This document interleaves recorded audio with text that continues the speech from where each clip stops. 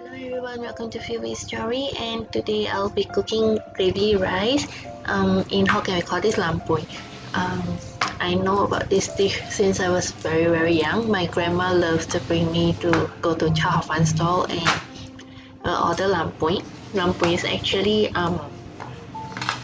rice with gravy, and you can put any ingredients to it. Usually people cook when they have a lot of leftovers, so this dish you can make it into seafood lam pnui, fishbowl lam pnui, or just plain lam pnui.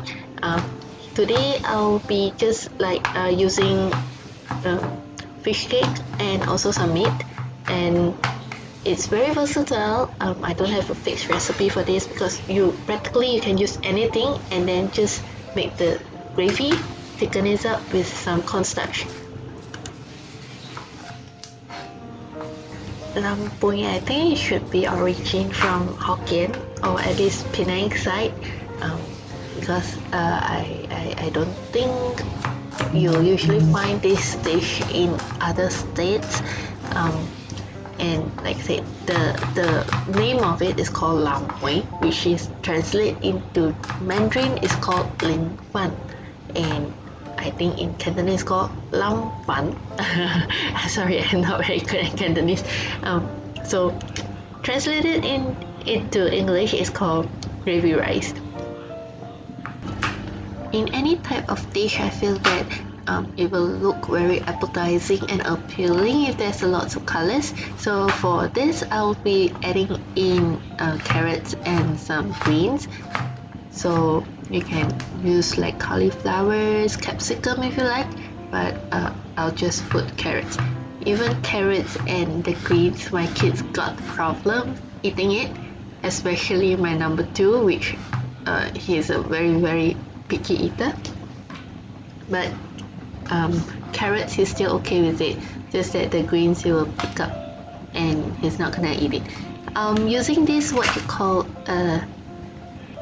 do you call savi in Chinese? I suddenly can't recall the name. Anyway, this is savi, and when I google it, it's called green mustard. I remember now in Hokkien we call this chai sim. What I usually don't buy a lot. I just buy this like one stalk of it, and it cost me 50 cents or $1 for that. So just wash and cut it up. So this would be the vegetables to add on vitamins for my kids, and for the protein I add some fish cake and also meat. Fish cake, there's a lot of types. This one I got it, I think it's $1 per piece, and I cut into a small strip.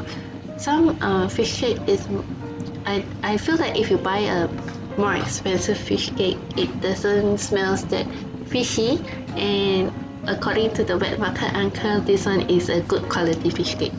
Anyway, one piece cost me less than $1. So as for the meat, I'm using mui yolk, which is the Hokkien we call this yu ji ba. It's a very soft part of the meat, so I love to use this if I'm making it into like slices, so that my kids when they bite on it, then they won't feel like, oh mommy it's so tough, please I don't want to eat meat. This one, it usually if you cut it in very thin pieces, it will melt in the mouth. So to marinate this meat, I'm just gonna my usual marinating sauces, soy sauce, sesame oil, ginger powder, and pepper. It can be white pepper powder or black pepper powder. For black pepper, I usually use my McCormick black pepper grinder for the freshness of the black pepper corn that just freshly crushed. To thicken up the sauce, then we'll use cornstarch water. You can use cornstarch water, arrowroot water, tapioca flour water. All this is just a form of thickening agent for the sauce. So whatever you have in your fridge, usually I keep my flour inside the fridge to prevent all the small tiny extra proteins inside.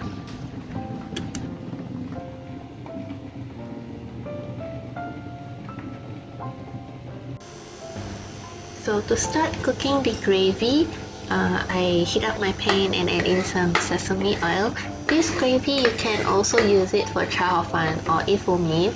And so if you have ifo meat, you use the gravy for ifo meat. If you have hao fan, you use it for hao fan. And if you don't have, then just use it for rice, then it becomes lam pnui. Once the oil is heat up, then add in a little bit of the minced garlic and also the shallots. Saute it for about a minute or so until it's fragrant, then we can add in the meat.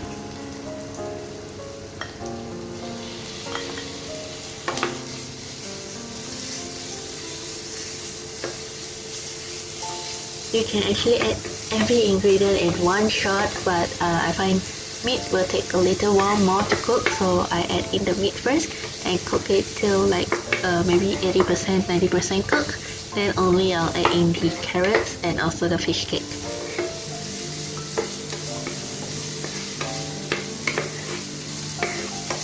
For the full recipe that I use for this video, I'll list it down in the description box below.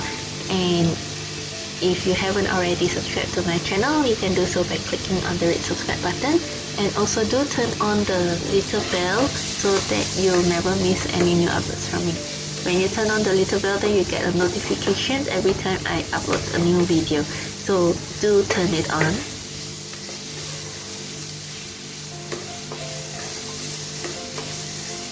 So once the carrots and the fish cakes is in, stir it until it's almost cooked, then add in water. How much water will depends on how much gravy you want. I'm cooking for 3 of us today, so I'm adding in about like 3 cups of water. Then here comes the part where if you have ready-made or homemade chicken stock, pork bone stock, or wherever you have ready-made, you can use that to replace the water. Or if you don't have, I'm just using water and my usual chicken cube stock.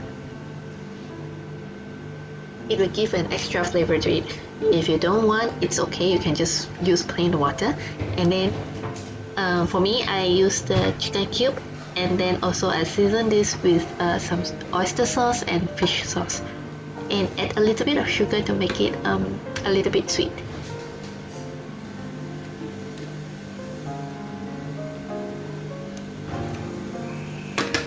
And once you season all the ingredients, then add in the greens, because vegetables, it's recommended to, like, the greens, put it on last so that you don't overcook it and it still have the very fresh green.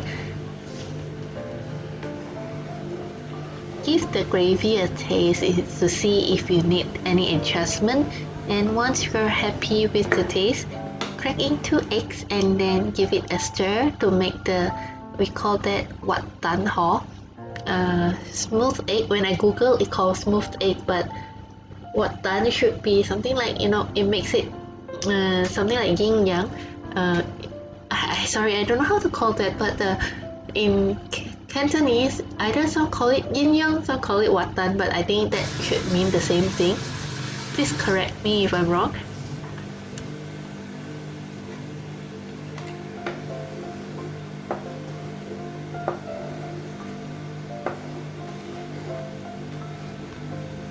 Anyway, wat tan ho is actually optional. If you don't like the egg inside the gravy, cannot be done, because it's fine to have the lam pnui without the egg, so it's up to your preference. Then once the egg is in, stir it so that you make the wat tan ho, and then once it's boiling, add in the cornstarch water to thicken up the sauce, the gravy. So as for the consistency of the gravy, I prefer it to more on the thicker side, and again, it is up to you, but I find lam pnui is best goes with a very thick sauce and khoa ban chia, where there's a lot of sauce to go with your rice.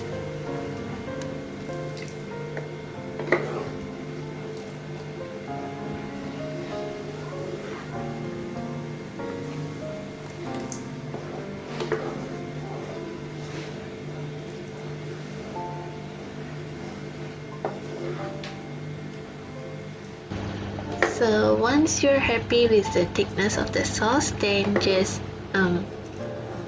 pour it all over onto the plate of white rice and then serve it warm.